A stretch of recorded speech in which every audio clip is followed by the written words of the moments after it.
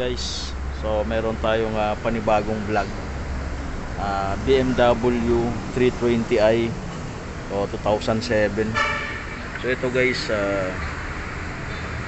matagas yung valve cover gasket nya. Yan. So magpapakita lang ako ng tutorial kung paano magpalit ng valve cover gasket. So ipapakita ko lang guys kung ano yung mga tinanggal.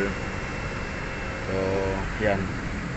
So ito yung pamalit natin na gasket. So tatanggalin natin to, ito, para makabuelo tayo dito. Yan guys. So mga ano lang yan. Tapos yung dito may mga sakit dyan. Ito kabilaan. Tapos dito guys, may mga tornilyoan pa to dito guys. So makikita nyo rin yan pagka magtatanggal kayo. So dito, yan, tanggalin natin tong takip dahil ito merong cover to dito.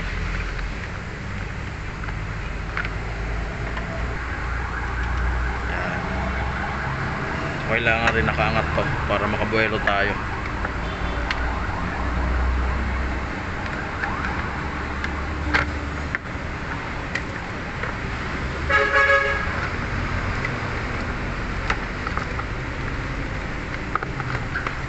Ayan. Tapos yung dito guys, magtatanggal tayo ng ignition coil. Yan, so ito. So iangat lang natin yan. Bubunutin natin dito. Yan. So mga diangat lang yan guys. Yan. So pare-parehas lang sila.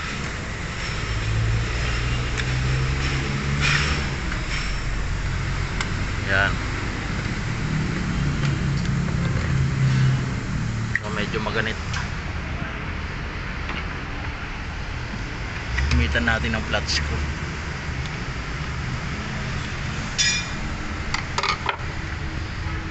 Yan.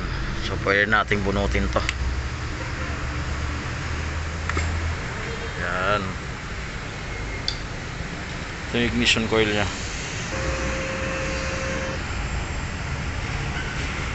Yan. So ito guys, ipapahuli natin dahil hindi naman naabutin ng valve cover.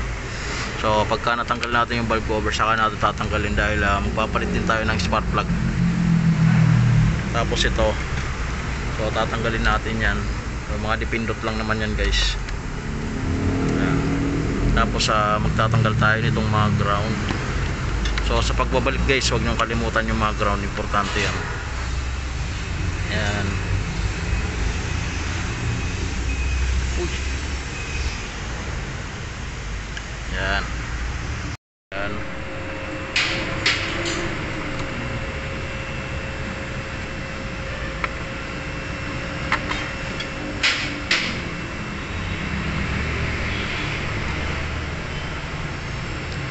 Yan. So bunutin natin to guys.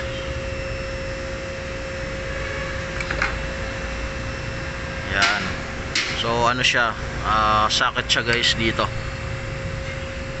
Ayan, sakit siya. So meron din siyang oil seal dito. Ayan.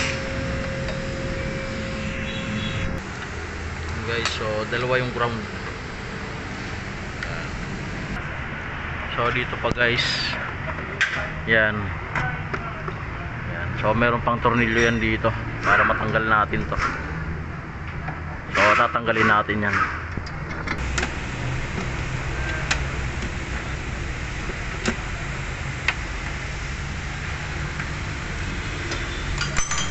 Guys, so natanggalan natin.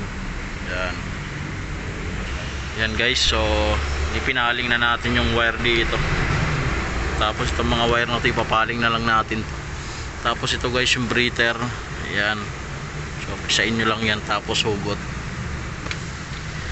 So ngayon magtatanggal na tayo ng tornilyo paikot. Yan, paikot yan guys. Guys, so dito na natanggal na natin lahat. So paikot na tornilyo. Yan. Yan. So tutuklapin na lang natin to.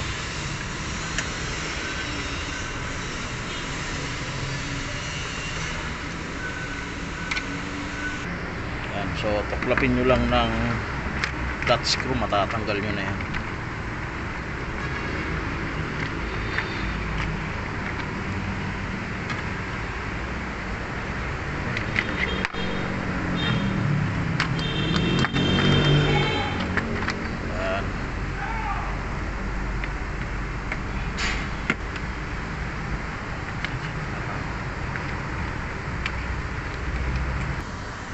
Guys, so dito na. Yan.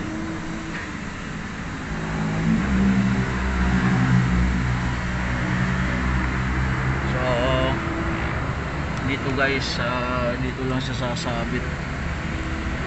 Yan. Dito lang siya sasabit pagka magtatanggal kayo. So mas maigi ng tanggalan rin tong tubo na to para hindi sumabit yung valve cover.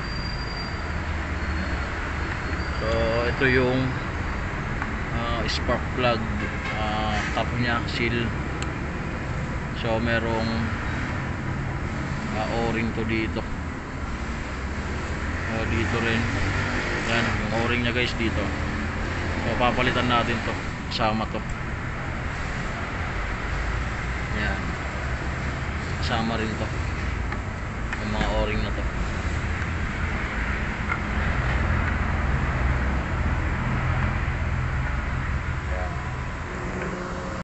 Yan guys, so bali dalawang spark plug o-ring lang yung mapapalitan natin, tapos yun nandito dahil ito guys, pagka nagpalit tayo dito, so nasa looban pa siya. So bago natin matanggal yan, magtatanggal muna tayo nitong buo na to. So wala namang problema, wala namang tagas guys, kaya hindi na natin papalitan yung o-ring na yun. So papalitan na lang natin yung spark plug. Yan. Yan. Yan. So papalitan natin guys ng spark plug. So 16mm lang naman yan. So common lang yung size yan. Tapos yung pamalit natin guys sa Bosch na brand.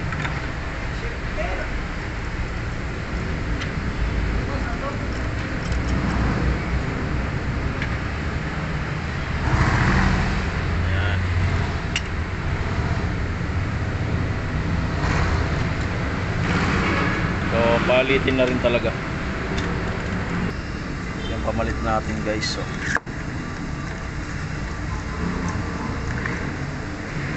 yan, parehas sa parehas. Yan. Yan.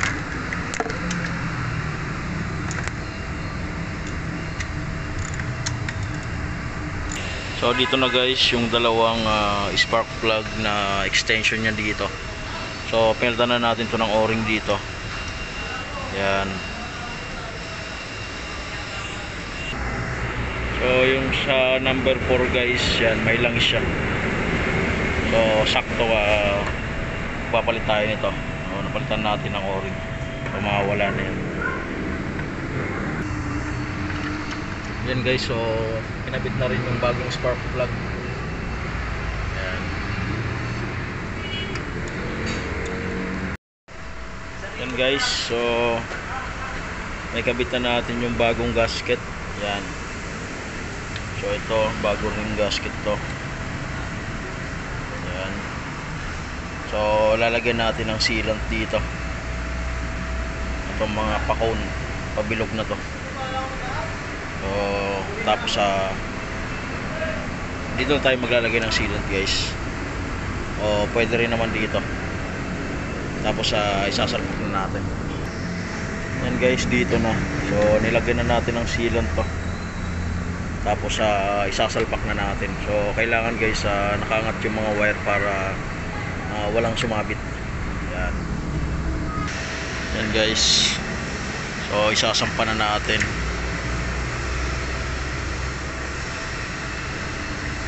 Yan. Yan guys, so nandito na. Lumapat na siya. Okay na. So yun sa likod okay na rin. So lalagyan na lang ng higpitan na lang itong mga tornilyo na to. Tapos ilalagay yung spark plug, ignition coil. So ito guys, kailangan nakasakto to dito. Kung sa extension niya dito sa coil. Yan. So kailangan na nakatama yung mga gasket guys. Yan.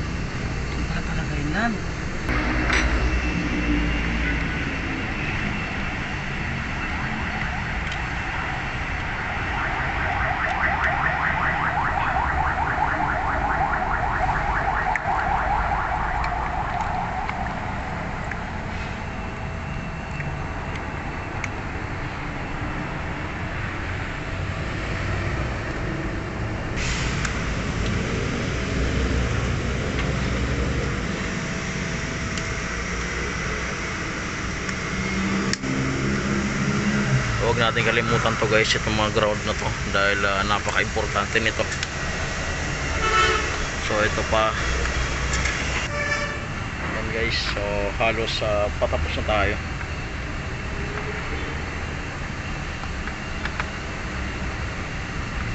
Yan. Tapos itong socket.